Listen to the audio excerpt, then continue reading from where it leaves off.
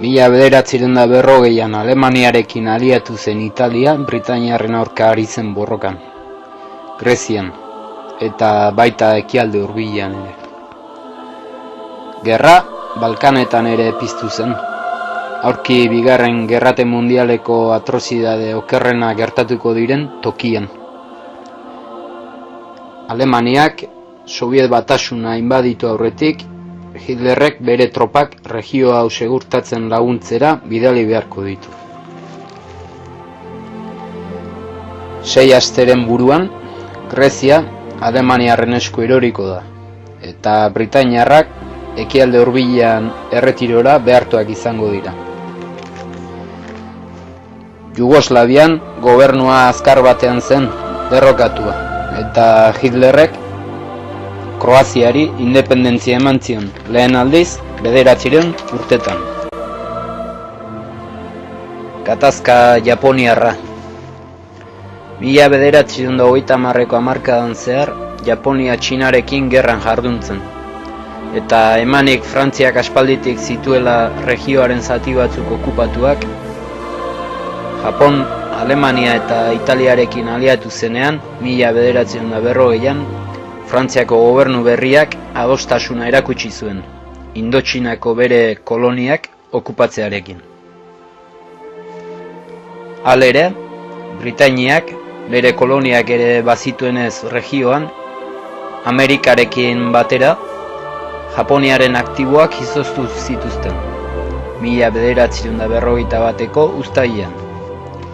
Urte bereko abuztuaren batean, Rooseveltek, oraindik Ameriketako Estatu Batuak gerran involukratzeko eskusabila zelarik, Japoniari petrolearen enbargoa ezarriko dio. Neurri hauek, abenduaren 7 kalamitosoaren aurretik hartu ziren. Estatu Batuekin gerran ez zegoen nazio baten aurka. Honen emaitza, Japoniak bere atzerriko negozioen 75%rekiko akzesoa galdu zuen, eta bere importaturiko petroleoaren 88%. Aurki dira erreserba oso gutxirekin Txinaren aurkako gerran jarraitzeko. Hau konpondu nahian, Japoniarrak Estatu Batuarrekin negoziaketetan hasten dira, baina hauek, Estatu Batuarrek, Japoniari Txinatik ateratzeko demanda eginen diote, edozein enbargo amaitu aurretik.